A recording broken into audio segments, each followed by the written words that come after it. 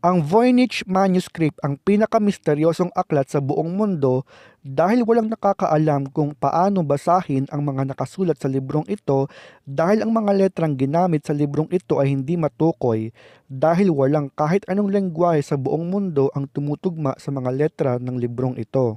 Ang librong ito ay nilikha noong taong 1420 ng hindi pa nakikilalang author at walang nakakaalam kung saan talaga nagmula ang librong ito. Ang libro ay may mga kakaibang drawing tulad ng mga halaman at bulaklak na hindi base sa mga halaman at bulaklak na nabubuhay sa mundo.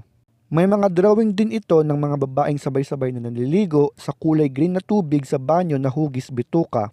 Ang iba pang laman ng libro ay sinasabing may kinalaman sa kalawakan at sa ating solar system dahil sa mga drawing na bituin at buwan at araw na may mukha ng tao. Kapansin-pansin din ng mga bilog na drawing na halintulad sa Milky Way galaxy na kinabibilangan ng ating solar system at mundo. Ang pangalan ng libro na Voynich ay hango sa pangalan ng book collector na si Wilfrid Voynich na nakadiskubre nito sa isang tindahan ng libro sa Rome at dinala niya ito sa Amerika upang paimbestigahan sa mga eksperto ang laman ng libro.